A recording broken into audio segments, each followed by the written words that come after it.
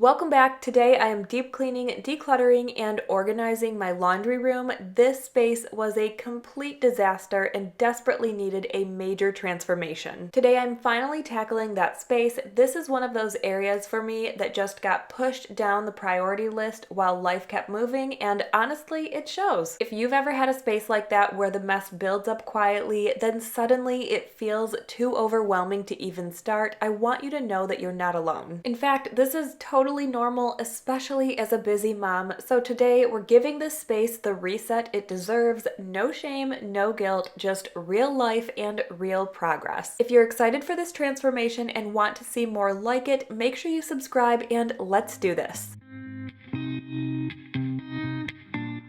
Every mom, no matter how put together she looks online, has a space that's been pushed to the bottom of the priority list. Sometimes it's the laundry room, like me, the garage, a closet, or a junk drawer. It doesn't mean you're lazy, it just means you've been busy doing life. This room became my I'll deal with it later zone, and later just kept getting pushed. It can be so hard to get started in these spaces because they carry emotional weight, whether it's guilt, overwhelm, shame, or even resentment. It's not just about the stuff. It's about the mental clutter it represents. And the longer it sits, the more we believe the lie, I should have kept up with this, I am so behind. You start to tell yourself it's not just the messy room, it's what the mess starts to say about you, and those thoughts just are not true. Thinking those thoughts assumes that you have failed instead of lived. It assumes that there's a schedule you are supposed to follow. It attaches your identity to the mess. There's a little voice saying, look at this, what's wrong with you? But that's shame talking. That is not truth. The truth is, the mess is not a reflection of your value. It's just a moment, and it's one you're already changing by getting some motivation from this video to get started. If simply watching a video doesn't give you the push you need to get started and you're still feeling overwhelmed by the clutter in your home, I do have a free step-by-step checklist you can grab. It's linked below, and it's not just, I'm going to say, a pointless one-page checklist that does nothing. It's really meant to help you know where to start, to guide you step by step along the way so you can make some real progress in attaining your goal. If this is something you feel like you could use, like I said, it's free and it's linked below. The first thing I did in my laundry room was sort through all of the clutter all over the ground, get it kind of sorted and organized. I threw a load of laundry in, and now I'm taking everything out of the space because it's not a very big laundry room, so I want to be able to clean it efficiently, and for me that means taking everything out. This also works really well for me because when it does come time to declutter, I can do that in the hallway instead of my cramped laundry room.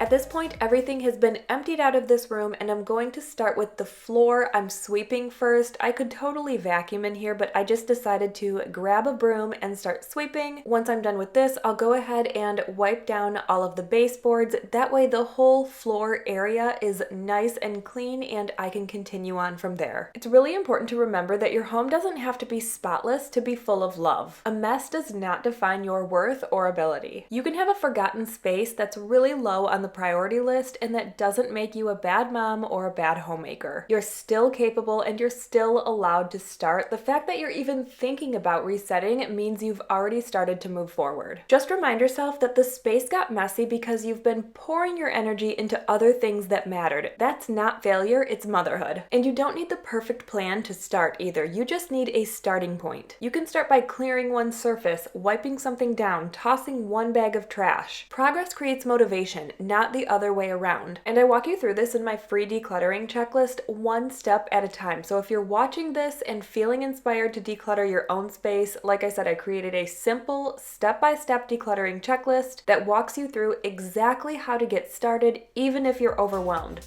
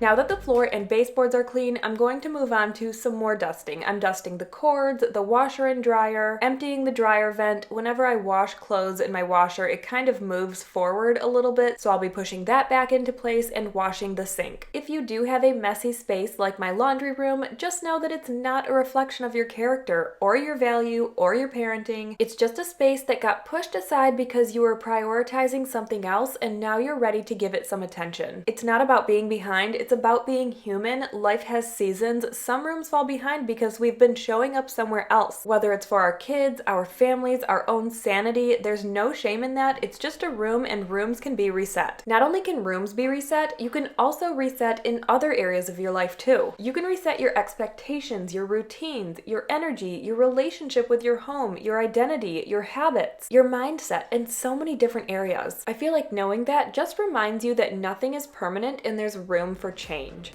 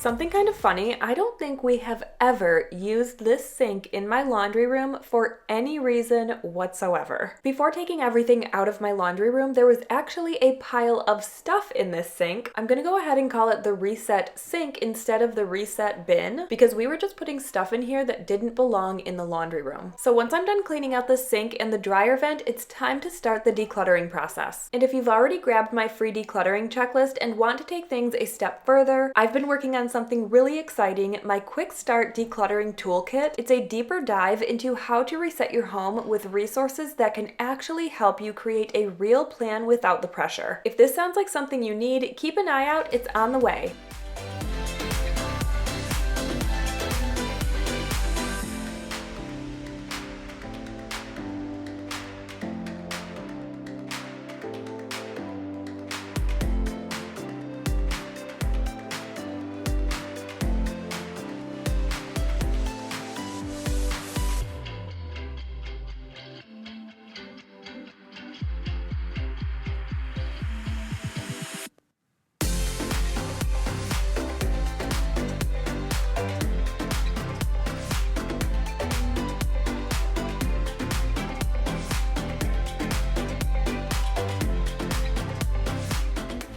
I'm starting the decluttering process and I'm not going to go through every step that I do while I'm decluttering. I talked about that a lot in last week's video. I'll put a pop-up on screen here so you can check out that video if you're interested, but there are 7 steps in my decluttering process. You can check all of that out in my decluttering checklist linked in the description. Something I would struggle with whenever I completely reset a space like this is thinking that I needed to have my whole house clean before starting the reset. And this was a problem for me because my whole house was never clean at one time and still isn't. So what ended up happening is I would never start the reset because I was constantly working on trying to clean my whole house before starting the project. As you can see, this is like a loop that I would get myself into. I can't start this until this is done, and then another mess would arise and I was like, okay, I still can't start it because this other thing is not done. This would happen over and over again, and then I would never start my reset. I was getting so frustrated and had to tell myself, you can reset this space and still have dishes in the sink. Progress does not have to be all or nothing. This reset took me 4 days, and it's okay if the rest of your house isn't perfect while you focus on one zone. We're not going for perfect anyway. We're going for better than it was yesterday.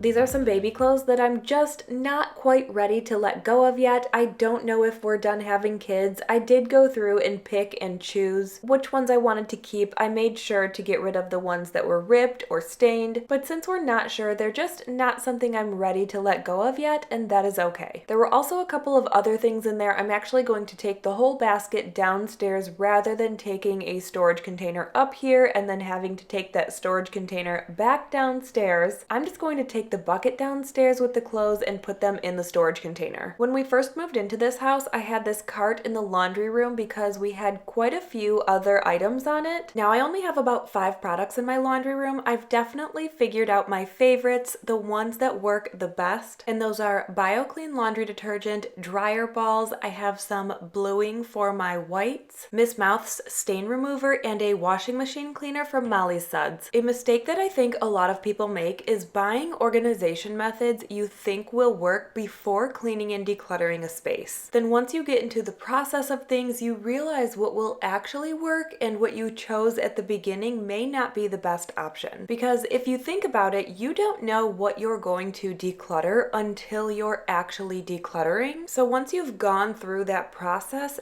that would actually be the best time to figure out your organization methods, which is why I'm showing you my laundry basket situation. I definitely think there could be a better solution here than having just these standalone laundry baskets. The space between my washer and my utility sink in my laundry room would be the perfect spot for one of those laundry sorter carts, so I wanted to show you what I was looking at for a solution for this area.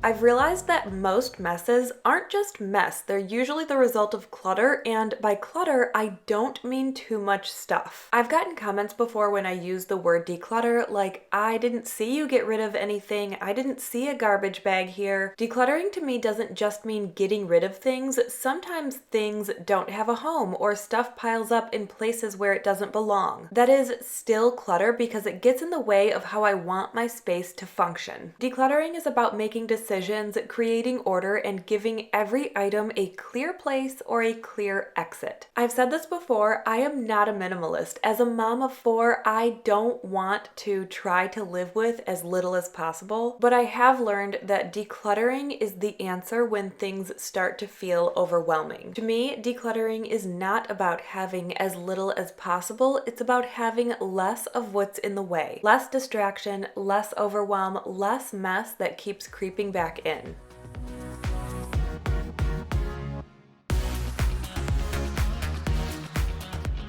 Thank you so much for spending part of your day with me. I'm so glad you were here, and if you haven't already, don't forget to grab the free checklist before you go. It's linked below and can help you get started on your next reset whenever you're ready. Thanks again for being here and watching. Don't forget to subscribe, and I will see you in the next one.